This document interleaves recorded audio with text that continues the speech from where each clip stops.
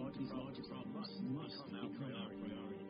We have to make sure that the economy actually works for people, not just about growth for growth's sake. How we share that prosperity. It is not sustainability or profit. It is profit through sustainability. We have to reskill people to be successful, and if they're more prosperous, the countries are going to be prosperous. The most important tools are education and technology.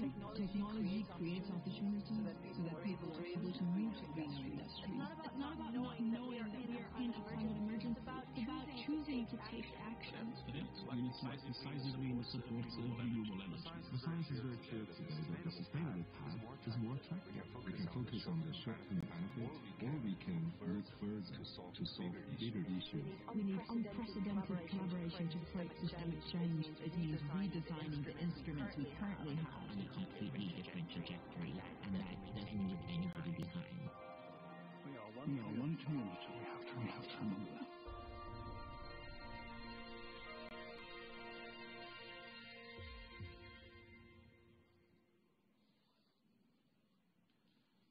Good morning, good afternoon, good evening from wherever you are watching. It's my great pleasure to welcome you all joining us around the world for our session today on mobilizing action for climate change as part of the forum's Davos Agenda 2021 this week.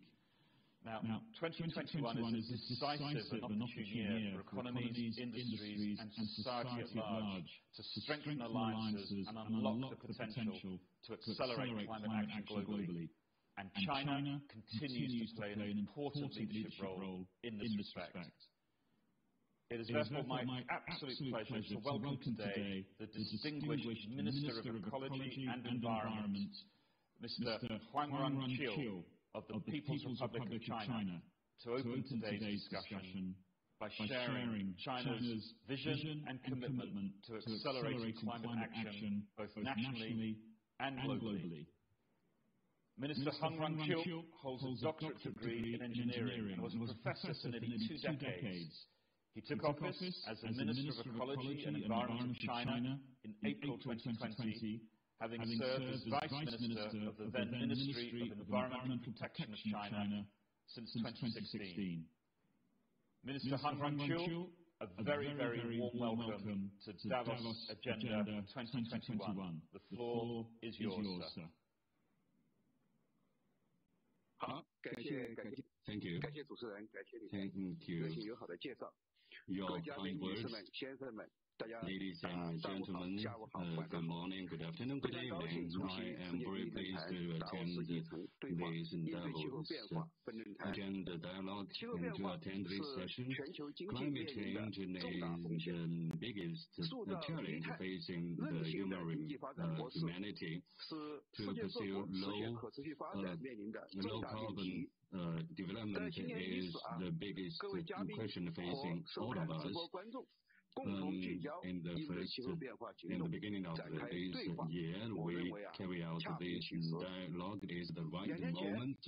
2 days ago, Mr. Xi Jinping, the President of China, attended the Davos Agenda. Made a special address for a shared future of mankind, and he provided China's vision. In this pandemic situation, we are all aware that we only have one planet and we only have one shared future. We need to work together because we are one community. To work together to face climate change, this is the most powerful tool. China, since long time, always put a lot of attention into climate change actions. Xi Jinping said that it is our own task, not forced by the others, to work in this field. We need to do it very well. We have decreased the emission hugely, and non-fossil energy have already reached 15%. We have reached the in advance the target in 2020. There's a solid base for further actions. Last year in the General Assembly, in the General Debate of the UN, Mr. Xi Jinping have promised before 2030, China's emission will reach the peak and to reach neutrality in 2060. And in many international meetings, including yesterday, in the special address, he reiterated our target. And we will implement it. That last year, Mr. Xi Jinping, in the climate summit, he promised in 2030, compared to 1995, the emission will decrease about 60%, and also the forest will hugely increase. We will also develop our solar power and wind power. All these measures all shows that the proactive actions taken by the Chinese government to pursue a green development to promote a shared future of the humankind.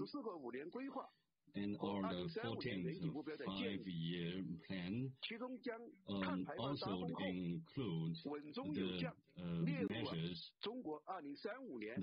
that aim to decrease of the emissions in our five-year plan. The neutrality efforts will be our main focus in the future. And to face climate change, we are pushing forward this work and is more and more integrated into all aspects of the economy. China is still a developing country. To achieve carbon neutrality will require huge efforts. To reach the peak and further to reach neutrality will also be the future drives of our future social and economic development. How to do that? First, the short-term targets and long-term visions will be combined. We will aim to implement the actions to achieve the peak in 2030.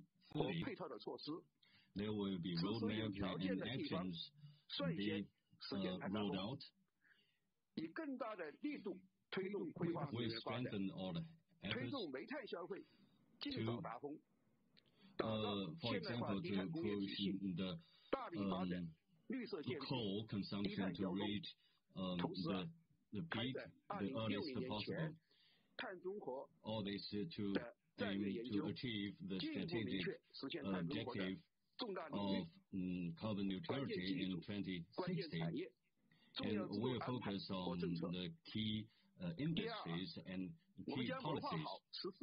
Second, in the 14th 5 years plan, and we will roll out the constraints on the industries and the regions to aim to reach the peak and neutrality. There will also be specific action plans and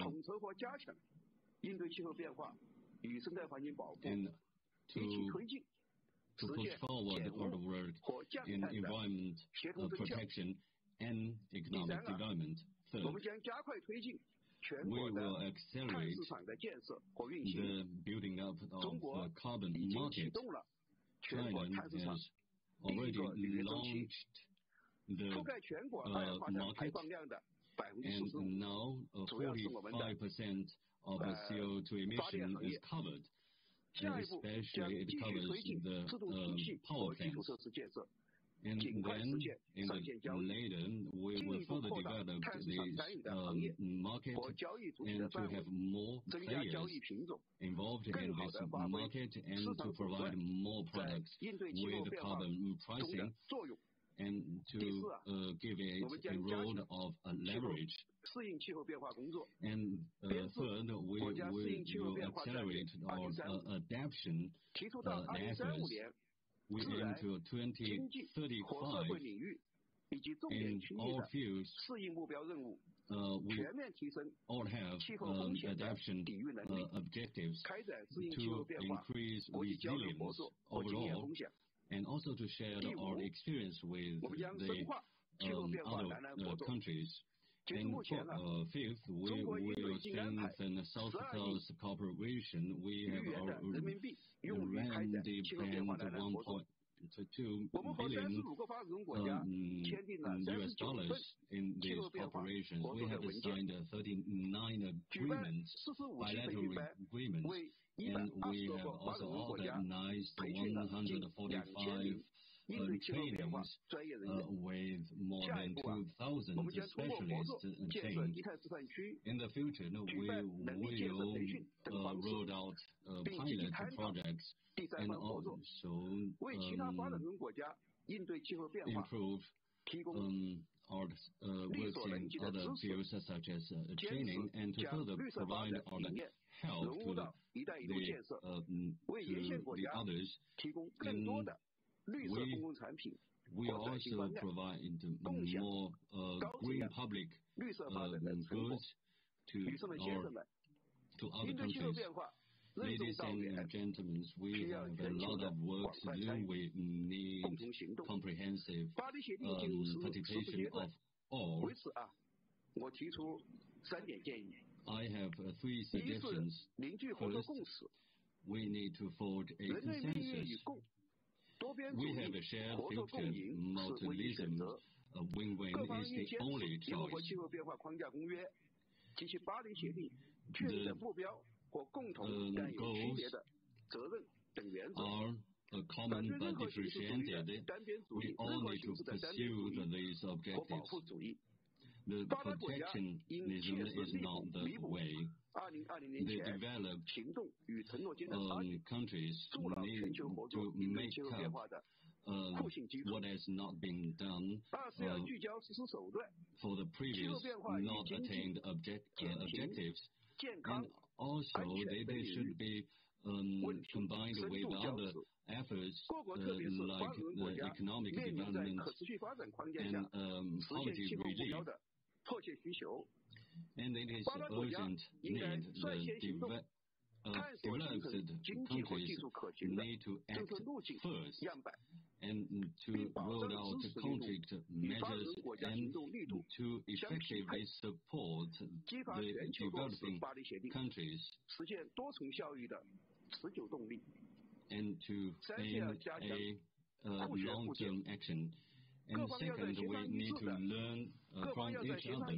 All the parties, based on the principle of mutual beneficial principle, to use multilateral mechanisms and to let all parties, including private sector, non-profit organizations, to participate in these efforts to provide a huge platform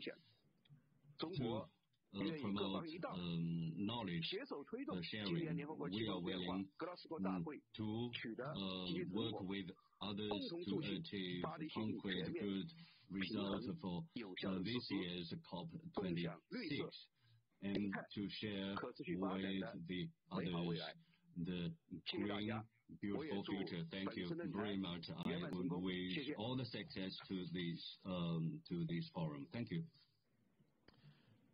Thank you so much, Minister Hong Ran-Chiu, for those opening words and for sharing China's ambitious roadmap for tackling climate change. You've really laid the foundations, I think, for the conversation, both with the long-run vision and the short-run commitments to 2030.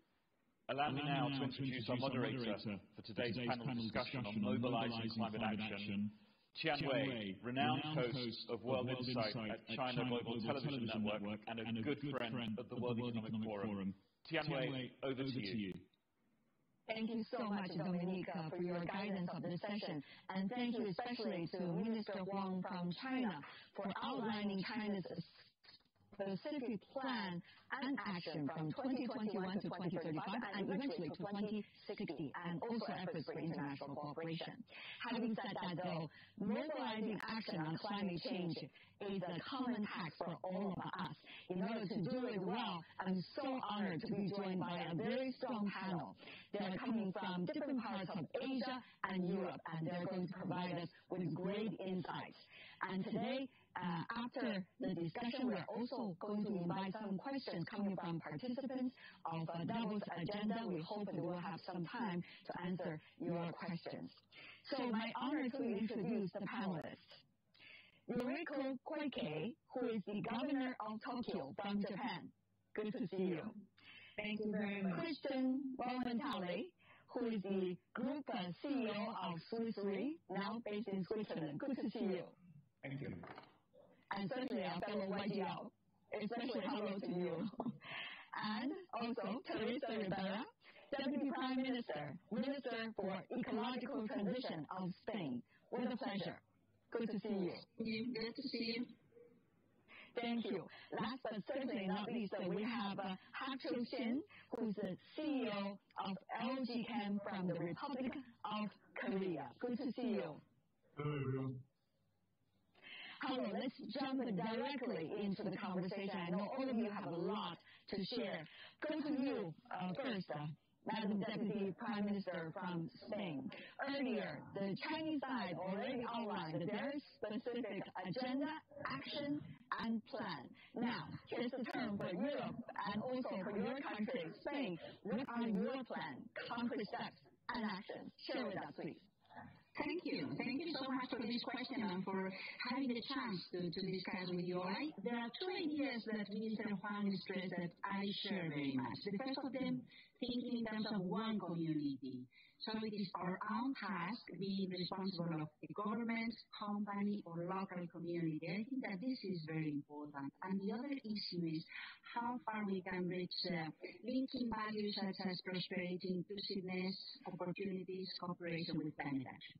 And this is what we try to do. I like this idea of going through a race to be the first ones to be more prosperous and more committed to climate action. And this is what Europe tries to do when thinking about the concrete set of policies and regulations to be the first continent to become carbon neutral. So policies through a climate law that applies to all the European policies, not just the environmental ones, with climate neutrality and goals on adaptation, but also to be at the very heart of the recovery. I think that going through this eye when thinking about economic prosperity is very important. So the do not harm principle. Finance and economy is very important, and we cannot add additional harm. The European Investment Bank becoming a climate bank, so to facilitate the transformation. Thinking in terms of the external dimension is also important. This is something that we all want to stress too. So the climate finance contributions, the external dimension of the European Green Deal in terms of cooperation, in terms of trade, so to be consistent to reach our goals cooperatively with other partners and countries. And this is what we also try to do in Spain. We are going through a very important set of policies and regulations to achieve the climate neutrality by 2050, to reach very ambitious goals in terms of energy efficiency, 39% by 2030, or renewable energy to become renewable at least in 75% in the electric power sector by 2030, and fully renewable as soon as possible and before 2050. The just transition is very important. I think that the transformation cannot go if it is not linking to social values. So the just transition for workers and differently to towns, but also to take care of those that feel menaced by the transformation, also the the windows of opportunity to invest in those really vulnerable in terms of access and cost of energy or in terms of impacts of climate change is very important. And these are part of the things we are doing because, as the Minister Juan said, we think that it is our own responsibility for our own cities and societies. I think that this is key in a cooperative book, but thinking on our own responsibility to take action. Thank you so much, Deputy Prime Minister Rivera. With some of the points you said are extremely important, how we do sustainable development, fight against climate change, while at the same time take care of the economy and also the partnership, as you just mentioned, within the country and beyond. Thank you. Let's go next to the CEO of Swiss Re, Mr. Montale. Of course, everybody knows this is the challenge. And so many countries, governments have already pledged carbon neutrality. They have a specific plan. What does that mean for businesses? Why sustainable development and also fight against climate change so important now for global companies? Yeah, thank you, Kenway, and I'm happy to give you a bit of a perspective around the corporate sector because we have clients all around the world, so I see some observations, so maybe 3 points. The first one, I think many people don't realize that the companies operate in very different systems all over the world, different cultures, and we always talk about shareholder capitalism, but that's really a U.S.-centric thinking. Because in the U.S., there's a law which says that the board of directors has to act in the benefit of the shareholders. Very few people know that in Europe that's not the case. Many European countries, for example Switzerland, the law is actually that the board of directors has to act for the company, in the interest of the company. So it's a multi-stakeholder concept.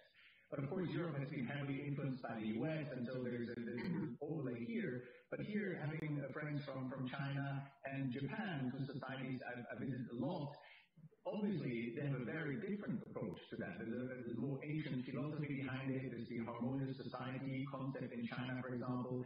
And it is obvious to me that my clients who are in China and Japan, for example, when they take decisions, it's always multi-stakeholder. It's always thinking about the consequences the decisions will have on the overall society, on the employees, etc. So that's a very different starting position, not enough people are aware of. So when the CEOs of the U.S. companies last year made a letter saying multi-stakeholder is important, we need to transition to that, it was a courageous step for them in their context. But I guess the rest of the world, the CEOs told, welcome to the club. Right? There's nothing special about that. So second observation is the transition of consciousness of CEOs around the problem of climate change. This happened quite a while ago. When I take Davos or so, I would say maybe 15 years, very few people knew about that. But 8 to 10 years ago, I would say there was a transition of opinion. The majority of CEOs knew this is a serious challenge and we need to tackle it. But because of the different systems they're in, there was not a lot of action. The action happened in those companies where it's easy to do. Like, seriously, it's easy to do. I could cut emissions and everything. It's not that expensive for us. But all the industries where it's very difficult to do, if you're in steel industry, if you're in cement industry, transportation, it's very expensive to do the transition.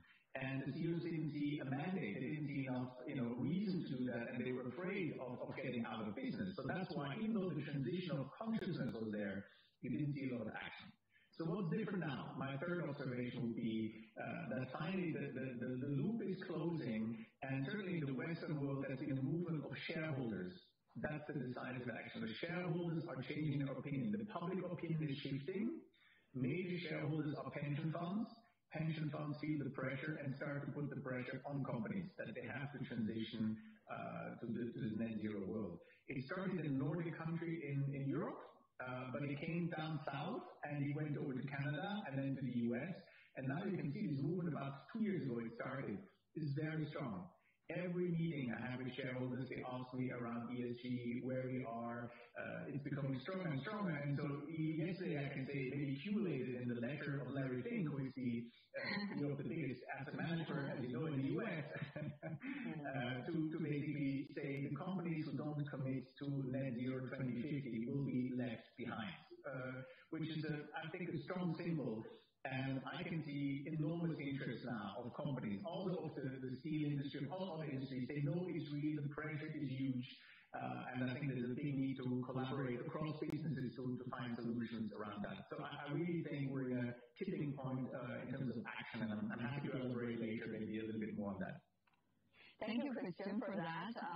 It's always wonderful to have people catching up, at least on this call, right? The climate change, as you just mentioned. Whether it's a stakeholder only and shareholders only, or it is more multiple parties participation, it's always welcome. What you said is very important, from consciousness now to real action. That is the thing we want to emphasize today. Thank you so much. Having said that, though, talking about Asia, we want to go to the governor of Tokyo from Japan, Ms. Koike. I understand that your metropolitan government has been working very hard on a plan and action about green recovery toward decarbonization. Tell us more about the details, particularly from a locality's perspective, please. Well, thank you, Wei, for introducing me, and thank you very much for giving me this opportunity to speak at the Davos agenda. And the current president of the World Economic Forum, Mr. Boge Brende, he was my reliable counterpart when both of us served as the Minister of the Environment of Norway and Japan. So I'm delighted to participate in this meeting under the leadership of Brent Boge and the president of the World Economic Forum. Now, in order to tackle both the COVID-19 crisis and the climate crisis, it is crucial that actions are taken not only at the national level, but cities which are on the front line of these emergencies. For economic recovery from COVID-19 pandemic, in addition to measures to counter climate change, Tokyo is advancing a sustainable recovery. Now, the actions we take during this decade to the 2030 milestone are crucial in realizing zero-emission Tokyo, which will help achieve net zero CO2 emissions by 2050. Now, we here announce that Tokyo will, by 2030, reduce greenhouse gas emissions by 50% from year 2000 levels, and increase the use of electricity generated from renewable sources to 50%. Now, in order to cut carbon emissions by half, we are calling on the people and business of Tokyo to work together with us to change our actions. We call this initiative Time to Act, Carbon Drop Time. So, under this slogan, Time to Act, from consciousness to action. Under this slogan, Time to Act, we wish everyone to accelerate effective action against climate change. And in addition, green finance, which combines the environment and finance, is essential as investment into the future. So the Tokyo Metropolitan Government is advancing studies for the creation of a green finance market, and we hold a preparatory meeting with experts on February 3rd, next week. So by establishing itself as a leader in the world's green finance market, Tokyo will make sure that financial flows are redirected to ESG investing and invite investment into the future from both within and outside Japan, and of course for Switzerland. Thank you. Thank you, Governor Koike.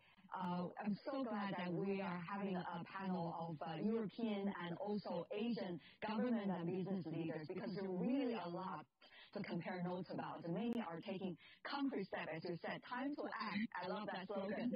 By the way, having said that, let's move on to our next speaker, coming from South Korea, also in Northeast Asia. We have Mr. Shin from LG Chem, CEO of LG Chem. Good to see you, Mr. Shin. I know your company are doing two things. One is trying to work on the climate change issue from the perspective of manufacturing process within your company. The other is also to work with the government on the concrete plans and fulfilling of those plans. But you can tell us more about, as business leader as you are, what are some of the most important agenda for you? How to keep the balance some of the earlier speakers already talked about. Go ahead, Mr. Shin. First of all, thanks for the opportunity. It's my great pleasure to speak to all of you in the audience.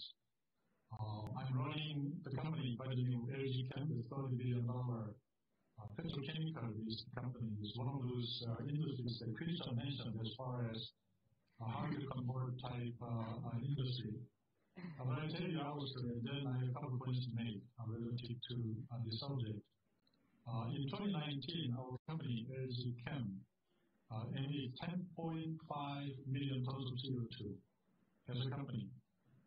When we launched a CEO initiative in early 2019, the task force came back with an astonishing projection that if we keep doing what we are doing and growing at current rate without major intervention, our company will be emitting 40 million tons of CO2 by 2050. That's 4 times the current emission level.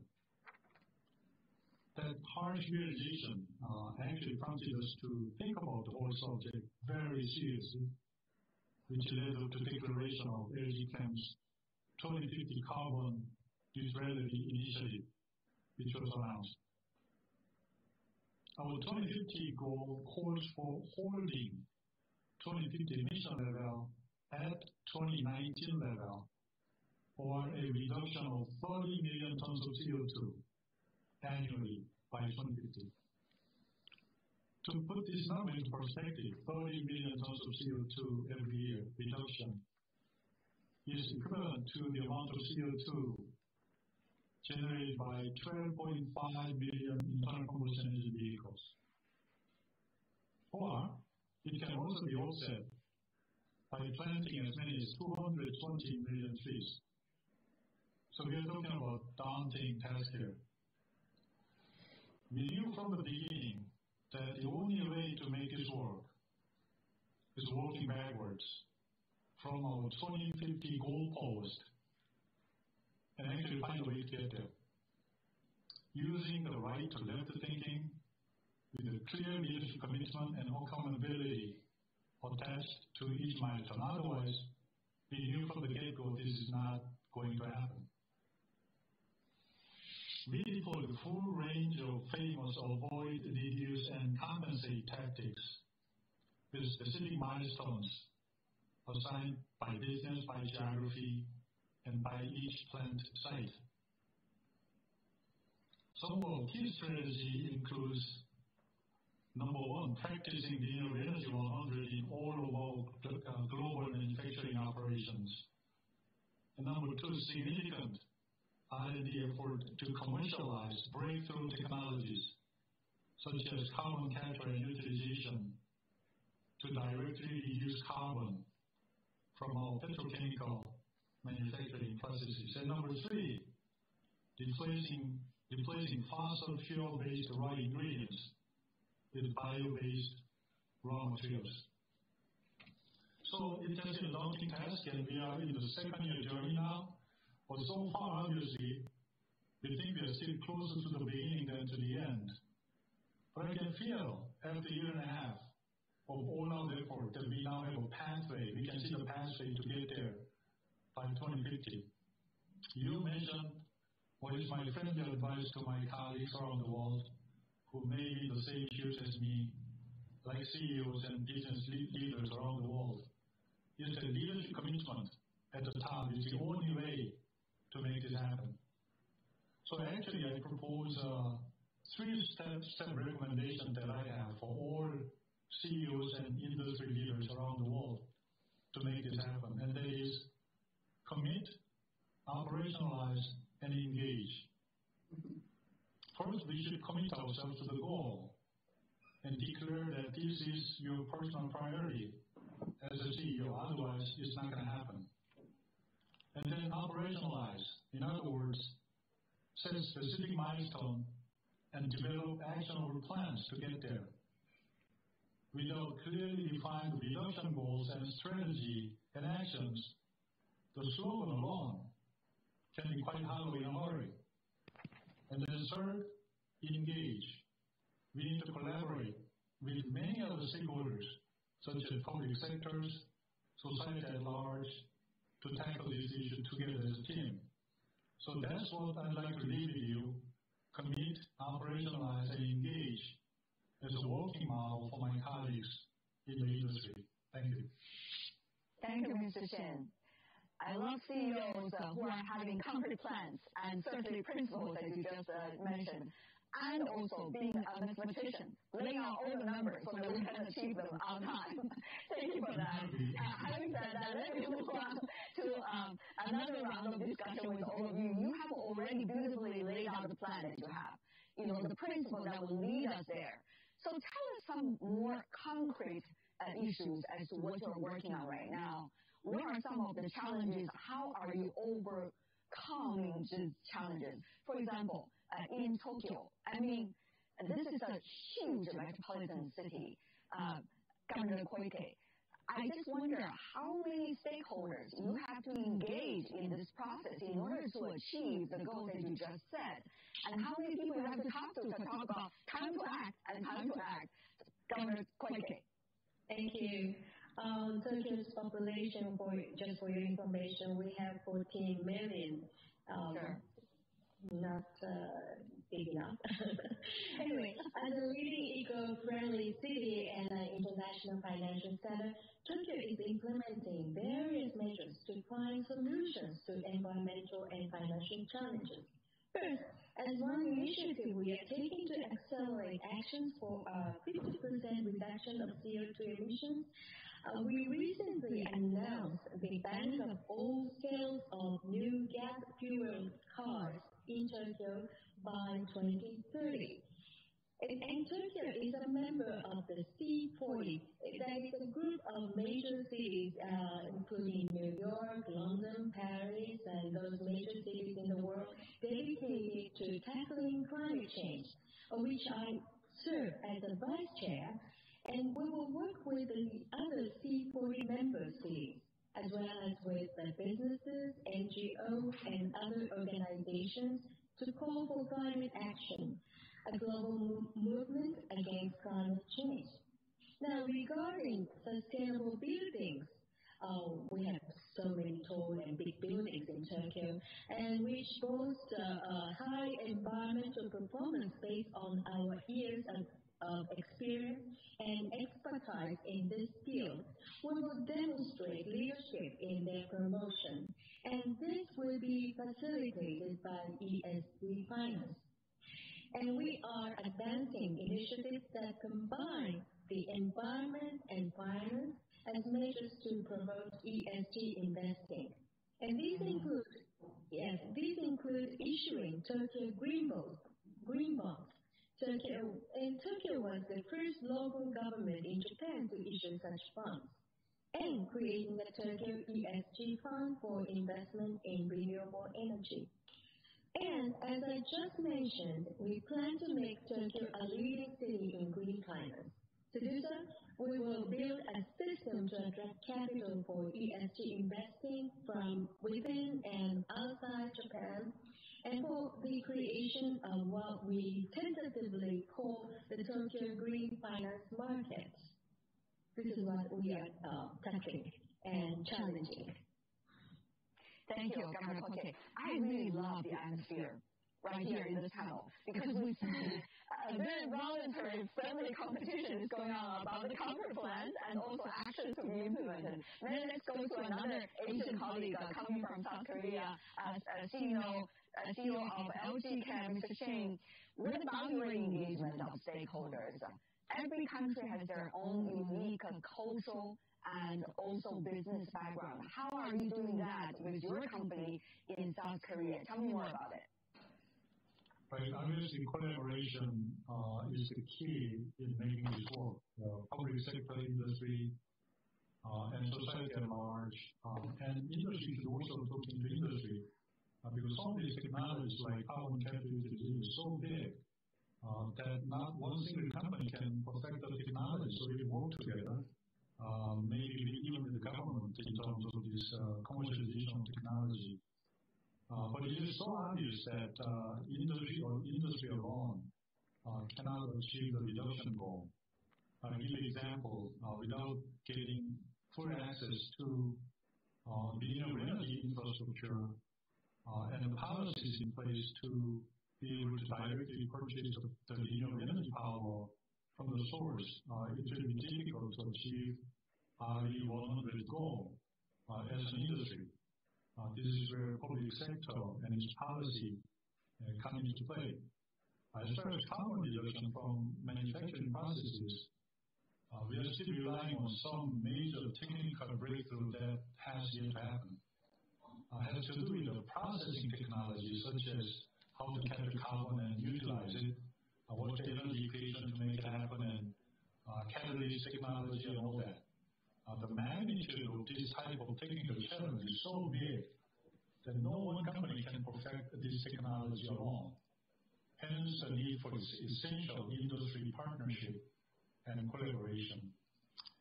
In terms of technology, it is my view that we need to unleash full muscles of innovation and modern technologies to tackle this issue. For example, we need full deployment of data science and AI technology to optimize energy consumption in all of our operation. So technology and innovation have a huge role to play here. You asked about the leadership aspect of this, how to transform the organization. Among many other things, I guess I will narrow it down to eventually CEO's personal conviction and passion around climate change.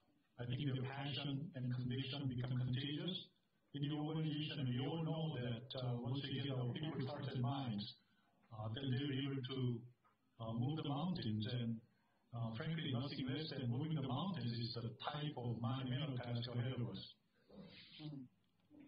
Contagious has been a word we are all very sensitive about over the year 2020. However, contagious in this sense is absolutely encouraged. Absolutely. Thank you so much. We heard the Asian voices. Let's go back to the European voices. Deputy Governor, Deputy Prime Minister, would you help us to understand how your country, Spain, and together with your colleague within the European Union, preparing for COP26 in Glasgow later in November? How do you think governments now can really get their policies concrete and done? We are talking about actions. Please. I think that now, thank you. I think we are inspired as we were the CEO of AG, so working on a commit, operationalize, and engage. Commit because I think that we have to be serious to fix the targets, to describe the strategy and the pathways, to pay attention to anyone, but providing a good atmosphere and a good picture of things being achievable. This is very important, otherwise it looks impossible. Operationalize, I think this is also very important, and we've done a lot, and sometimes it's not easy. I think that fixing the framework in the legal context, but also being very serious in the policies is quite key. For instance, we are going through a huge industrial reconversion of the energy sector. That has allowed us to take some benefits. So the price of energy has been reduced almost 40% in less than 2 years. And we have closed 90% of the coal in less than 2 years, but stressing the solidarity policies and measures, so ensuring that no one feels left behind. This is also very important because it is quite an emotional shock. We need to raise public awareness and to go through this social territorial dimension with nature-based solutions on the restoration of ecosystems. And it is also to be very important in Glasgow to make the right connections between the different elements, so to ensure that value, cost, finance get increasingly aligned. And finally, I think that engagement is very key. At the top, so the Prime Minister and the whole cabinet being engaged and going to see the reality and the policies and commitments through the glasses of climate action and the consistency with climate action and safety. And we have to be humble and listen to people, because I think that all these pathways need some flexibility. Nobody knows how to achieve the whole success without combining, correcting, or improving what we are doing. And I think that these are things that will be reflected in Glasgow. We need to be both in terms of commitments. What about fossil fuels? What about the do not harm principle? What about the type of pressure that Christian Munger was stressing, but also the benefits of doing things properly. Only that could allow us to go beyond what we got today. Mr. Roman from Swiss Re. Tell me more. How do you think from the private sector really rally more into the efforts, particularly leading up to Glasgow COP26? And certainly we see other conferences, for example, global conferences on biodiversity and many others addressing similar issues on green development. Yeah, no, I'm very inspired by Mr. Shin. So let me use this framework to say what concretely can be done by CEOs all across the world who hopefully listen to us. So I think the first thing is you need to commit to net zero 2050. And as everybody stressed, this is uncomfortable because no CEO can today say exactly how they will get there. So you need a leap of faith. You need to know you have to do it. That's the first thing. Operationalize. I think every company can do an analysis of all the projects they could do internally to reduce CO2 and to sort them by return period, by costs and benefits. And I think every company who has done that will know 20 to 40% can actually be done in a shareholder-friendly way. You don't need the help of anybody. These are things you invest and you have a payback time of 3-4 years. So the beginning of this path to 2050, I think, is relatively easy. Then you have the middle part, which is not economical today, which is much harder. And then you have the final part, which is near impossible to get rid of. And for these two parts, I would ask people to engage, and engage in particular interest with the Alliance of CEO Climate Leaders here at the WEF, with 80 CEOs who have all committed to 2050, and realize that for this second and third bucket, we will need to work together. So, for example, the second bucket, which is difficult, there's a whole value chain problem today that many industries, for whom it is extremely difficult to do it in a shareholder-friendly way, actually deliver their product to some companies who create end-user products. And while it's very difficult for these companies to get to net zero, once you put these costs to the end product, it's actually not costing much more. So a pair of jeans would be $1 more if it was produced net zero. A car would be $500 more if it was produced net zero. So there's an opportunity for the companies who create products for the end consumer to work together with upstream, with all the deliverers, with all their suppliers, to get to a more net zero world. And finally, I think Mr. Shin has said it, for the impossible part, we will need to develop technology to extract CO2 from the atmosphere. First, it can be planting forests, of course, but it could also be technologies which are not here today and which will be necessary. There's no way to get to net zero without technologies to extract CO2 from the atmosphere, and people don't talk enough about it. Our estimation is this industry has to be as big as the oil and gas industry today. That's how enormous this has to become by 2050, and it is also something where CEOs can work together to develop it. All right. Thank you. I don't think our time is enough because everyone has a lot to share. That's a great thing. Before we go, let's have this what they call the popcorn style. One word from everyone so that we know what we have in mind moving forward. Let's start with Deputy Prime Minister. Madam Deputy Prime Minister, please. One word. Action. Wonderful. I love it. Let's go to Governor Koike, the two women leaders in the panel. One word? Okay, then time to act. Go back to the slogan. Mr. Shin from South Korea. Right, I have 3 words: commit, operationalize, and engage. Okay. Last but not least, Mr. Mohan-Hawley. Commit net zero 2050. Wonderful. Ladies and gentlemen, what a pleasure talking to you and certainly see that not only the determination but real actions already taking place, not just in this panel, but also in real life. Thank you so much. I want to thank our organizers as well, giving us this platform to talk about this most crucial issue. Later in the day, since we have time difference from different parts of the world, we're going to have a similar panel from North America as well about the mobilizing actions on climate change. We hope we can certainly compare notes, and this is about global cooperation. Thank you so much once again to all of you and our audience. Thank you. Thanks. Thank you. Thank you. Bye. Bye.